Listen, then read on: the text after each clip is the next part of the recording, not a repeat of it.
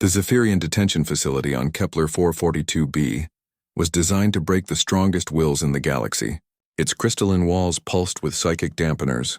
The air was saturated with despair-inducing pheromones, and the isolation chambers could drive most species to madness within a solar cycle. Yet here sat Marcus Chen, humming an old Earth tune while sketching patterns in the condensation on his cell wall. Guard Captain Vextar couldn't understand it. The human had been imprisoned for 3 standard months after his reconnaissance ship was captured near Zephyrian space. By now, most prisoners would be catatonic or begging for mercy. Instead, this creature seemed content. Prisoner 7749. Vextar's voice crackled through the intercom, his mandibles clicking with frustration. Your interrogation begins in 1 time unit. Marcus looked up from his improvised artwork, his brown eyes meeting the captain's compound ones through the energy barrier. Morning, Vex. How's the family? Did your youngest molt successfully? The question caught Vextar off guard. In weeks of observation, no prisoner had ever inquired about his personal life. You. Why do you ask this? Last week you mentioned she was approaching her 3rd molt. That's a big milestone, right? Like a human child losing their first tooth. Marcus stood, stretching his arms. My daughter back on Earth was terrified of losing her teeth until I told her the tooth fairy would visit. Made the whole experience magical instead of scary. Vextar's thorax tightened.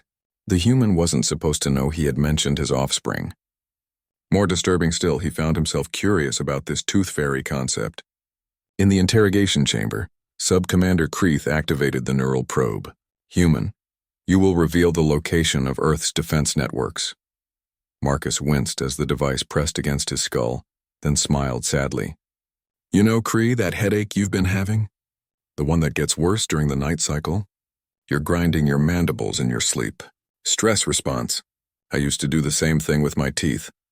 The probe sent searing pain through Marcus's nervous system, but he continued talking through gritted teeth. My wife. She got me a mouthguard. Silly little piece of plastic, but it helped. Maybe you could ask medical for a mandible separator. Kreeth hesitated, his grip on the probe loosening. The human was enduring agony, yet showing concern for his torturer's minor discomfort. It was unsettling. Days passed. Each interrogation session became less about extracting information and more about these strange conversations. Marcus asked about Guard Zilton's sick clutchmate, offered advice on junior technician Morvek's mating display difficulties, and somehow convinced the entire night shift to try meditation techniques he'd learned from Buddhist monks on Terra. This is unprecedented, Chief Warden Thaximus declared during the morning briefing. The prisoner has converted no one. He shares no military secrets, yet our guards request additional shifts to observe him. Productivity in his wing has increased 37%. 3 guards have requested counseling for personal problems, citing the human's wisdom. Captain Vextar shifted uncomfortably. He'd been one of those guards. Marcus had somehow helped him process the grief from losing his clutch brother in the war, simply by listening and sharing stories of his own losses. Perhaps, Vextar ventured, we should study this behavior. The human demonstrates no signs of Stockholm Syndrome, nor does he attempt escape. He simply exists and makes us better versions of ourselves. The warden's eye stalk swiveled toward Vextar. Explain. He calls it radical empathy, sir. The ability to see others' pain and respond with kindness rather than judgment. Guard Morvek says his mating display succeeded after applying the human's advice. Technician Zilton reports her clutchmate recovered faster after she began using the active listening techniques Marcus taught her. In his cell, Marcus continued his daily routine.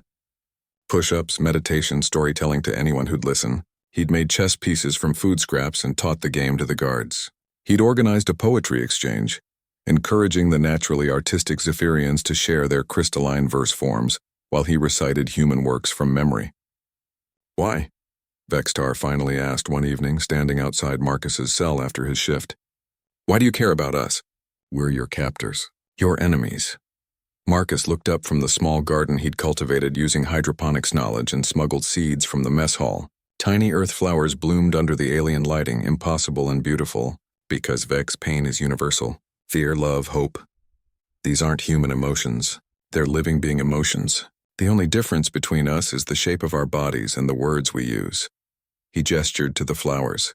Life wants to grow, to connect, to flourish. Even here, when the rescue ship arrived 6 months later, it found something unprecedented in the galaxy's history of warfare. A Zephyrian detention facility where guards and prisoner worked together, where the human had taught hydroponics and meditation while learning Zephyrian crystalline mathematics and philosophy. Captain Sarah Chen of the USV Defiance stared in amazement as her brother Marcus emerged, flanked by alien guards who were clearly distraught at his departure.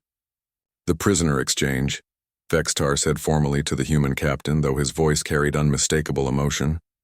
Your brother has been our teacher. We return him, but we keep his lessons.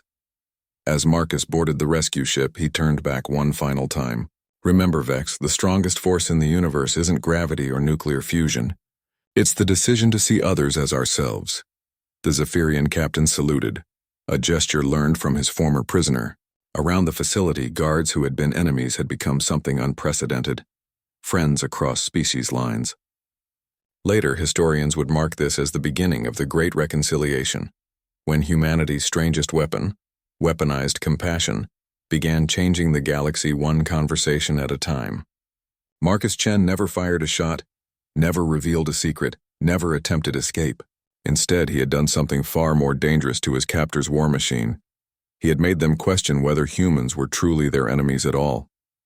In his final report, Chief Warden Thaximus wrote, Recommendation: avoid capturing humans when possible. Their capacity for transformation of others through basic decency represents an existential threat to our entire concept of warfare.